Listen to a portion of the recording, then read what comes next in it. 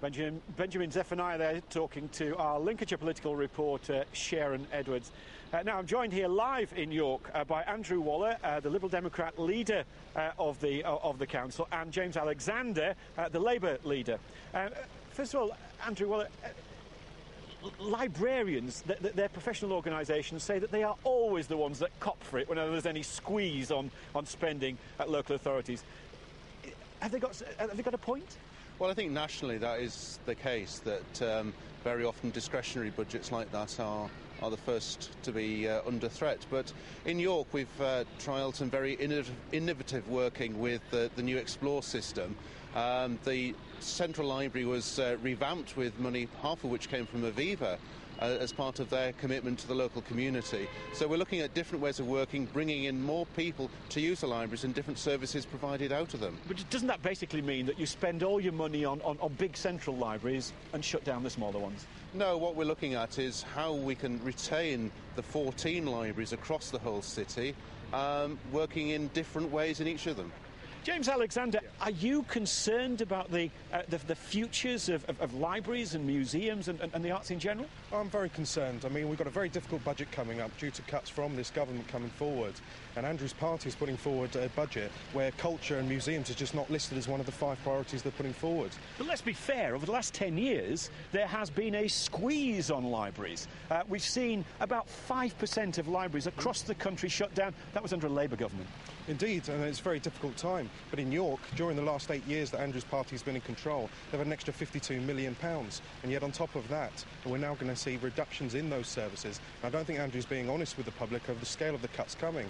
Executive members have told officers of the council to not undertake any review of library services until after the local elections, by which time we have a budget that's gone forward that may not allow those services to continue in the long term.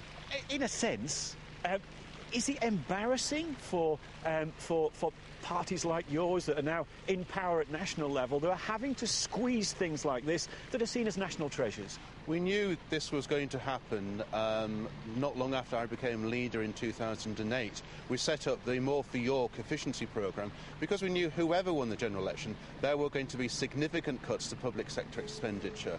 So we've been working for a system now that this year will deliver £7 million in savings, and that's something we're going to take forward. Is spending the only thing that we talk about here? Because we saw in that film in Lincolnshire, volunteers play a big part in libraries down there. Do you see that happening here?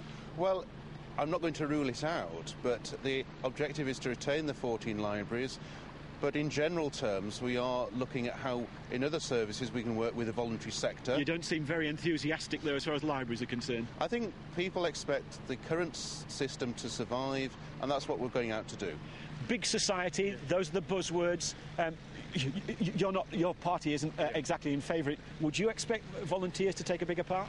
I would expect volunteers to have a bigger part in service delivery to be able to bring down costs. I've been down to Labour Lambeth to have a look at the cooperative model approach going forward, and if we were successful in the local elections next year, we would like to be able to see such things happen, to be able to retain the services for vulnerable people, because we know the scale of the task that's coming. I've pushed forward to Andrew to put forward a 2-year budget so that we can be clear with the public on what's happening, and he's not willing to do so. Gentlemen, it looks as though the local government election campaign's already started.